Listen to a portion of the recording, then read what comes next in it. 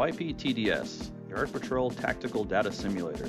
This is a project I built in 2003 and 4 as part of the United States Naval Academy's Computer Science Department. It was a simulator intended to teach midshipmen surface warfare. So if you notice, it looks a lot like a video game. I'll give you a quick tour of the option menus, and then we'll get into the simulation. So starting with the graphics, there's not much going on here. These graphics are fixed and they're controllable via the configuration file. Moving on to the sound, there's three major areas to talk about. You got the music volume, console volume, and external volume. Console and external both share left and right stereo channels respectively, and this is the audio split in such a way that you can direct the external audio through the announcing system of the ship. So explosions, gunfire, sound effects can all be realistically enunciated. And then if you look at the next menu for network, there's not a whole lot going on here, but the system does support multicast and standard LANs, as well as a hardware-based wide area network that interfaces through the radios. More to follow on that. And then the actual game itself, we'll go ahead and start. There's two major ways to play it. Single player was never implemented, but multiplayer uses multicast to simulate the wide area network, which is normally driven by radios. We're not going to bother doing that. We'll just skip straight to Fleet Battle, which is the hardware wide area network. Now, there are multiple terminals here. We'll go into these later. Here I select a unique number for the wide area network. Here I'll pick the type of server we're going to be. It's going to be a master server. There's also remotes which connect to masters. First job as a master server is to load the mission.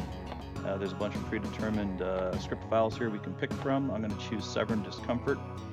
So, Severn Discomfort. The Stars are attempting to terrorize the local Annapolis shipping commerce. The Stripes will attempt to track down and destroy the Stars battle group before they can reach their quota of 5 ships sunk. Here's their order of battle over here, and all that's next now is just to apply. And at this point, we can choose our teams. We're either going to be Stars or Stripes. Once you've picked your team, you can select what platform. But today we're going to go Stripes. And this is more than just cosmetic. We can also put these flags up actually on the YPs themselves, so visually they're recognizable. All it's left to do is launch. It's going to warn us that only 1 out of 9 anticipated YPs are available, but we're going to launch anyway. And during this short interval, we'll be loading some charts. All right, so the first thing you see here is the nautical display. And cyan contacts are friends. You have green for neutrals, red for enemies, and yellow for unknown. And white, of course, is me. I'm contact 000. I can hook tracks and then go up to settings here and go to display to turn on the profile menu. And that allows me to see some additional cool details like latitude, longitude, course, and speed, as well as some other information. That guy up there, he's an unknown aircraft. Don't really know who he is. I can also turn on a mini map, which is kind of cool, to get a more bird's eye view of the battle space. There's various other tools like a range and bearing tool here I can use to determine how far something is. And if I had specific intelligence that this guy was bad, I could say, he's a neutral, he's a hostile fixed wing or helicopter. In this case, we'll just leave him alone. Now, if he gets close enough, I will eventually visually identify him. If I had time, I could actually vector another aircraft to go do that VID. But there's a lot of civilian traffic around here, so it's possible he's enemy and possibly not.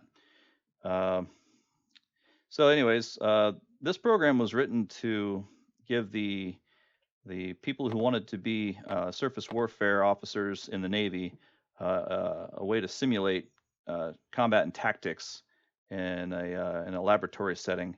Oh, look at that. I'm close enough. He's actually turned out to be a bad guy. Look at that MQ-1 Predator. So we'll go ahead and launch a SM-2. And yeah, he stood no chance. Now that was not good because he was very close and he could have released weapons. But look at this. Up north, I have a trio. Nope, I have 5 aircraft, all in perfect formation coming right at me. So that's very unusual and not very civilian traffic-like. I'm going to go ahead and empty my magazine on these guys, assuming I had authorization. But yeah, highly unusual. And hopefully that's all the SM-2s I have, so I better not miss. In this game, there is a model that will predict, or I should say determine, calculate your chances of actually hitting a target. But looks like that time I got lucky. There are other surface tracks out here with me. I know I definitely got a bad guy out here that those drones came from, so I'm not sure. Now, I also have another computer attached here to the network that is playing as a hostile ship.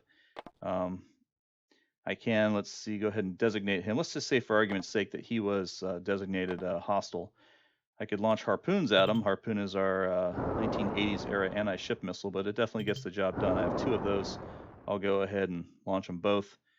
And while that's doing that, I'll finish explaining.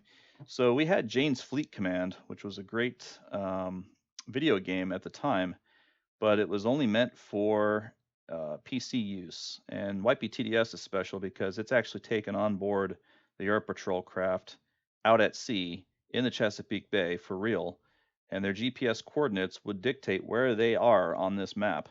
And with a mixture of simulated and real contacts, you could reenact entire battles with simulated weapons, simulated sensors, etc. In this case, you see I just hit this guy with 2 harpoons. He hasn't gone down. I'll go ahead and launch 2 Tomahawk anti-ship missiles. So these will get the job done. Much larger warhead, but much slower. And anyways, so while that's going on, this simulator does more than just simulate weaponry. It also simulates damage control. So the way that the system would work is that the damage control central station, which I'll show you here real quick. I kind of blazed through this earlier. So on your network, you have 4 different terminals. So you have your CIC, which is where you launch weapons from and toggle sensors, your damage control central, and your CO's tactical display. Now, if you're logged in as DCC, you have these additional sliders and buttons to start fires and flooding. So that's not available normally. So here I just started a fire in engineering. It's a class Charlie fire, and it's going to continue to burn. The LEDs on the left of that compartment show the severity of the fire. As those continue to accrue severity, you start to see the damage uptick. Right now I'm at 7-8%, and that contributes to the net damage of the ship. And as you can see up here, the propulsion, engineering, all these other statuses, if I get above 25%, I'll go out of commission, OOC. Now, if I manage to extinguish the fire, then I'll get that propulsion back. If it had climbed higher than 50%, I would have stopped the fire, but the damage is too much to sustain operations in that space. So, as I mentioned, the net damage is calculated by how many spaces are damaged.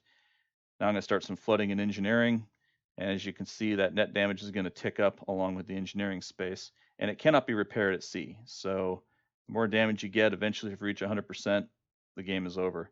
Now, as DCC, I can change these sliders to increase or decrease the rate of flooding or fire. Now, the midshipman would be donning fire protection gear and simulating putting out fires and stopping floods for the DCC to actually turn these fires off. I just lost engineering, by the way. It's not coming back. If I were to lose these spaces up here, these are my weapons. So that's the vertical launch deck right there. That's all my missiles. If I start a fire there, and crank that up all the way to the top, we'll see what happens if the fire gets too severe. Eventually it'll start cooking off to these other spaces. And there we go. Now we have the fire spreading. And at this point, if your midshipmen haven't gotten really good at putting out fires, this is going to get out of hand and they're going to die. So there we go. The ship is lost, and it's going to warn us not to leave the program because we're still the master server. So our computer's still simulating the rest of the game for everybody else. But because this is just demo, we're going to go ahead and quit. And there we go. The mission has failed. But you learned something. So maybe it wasn't a failure. We'll go back and try it again. And the way I envisioned this working was that we'd have multiple runs of different scenarios and eventually critique, do an after-action battle report, and figure out what we could have done better. And it was a great project. I was a bit disappointed it wasn't adopted for official training, but its technology did find use in future projects, so it definitely was not a waste of time to develop. And it stands today as one of my more proudest achievements.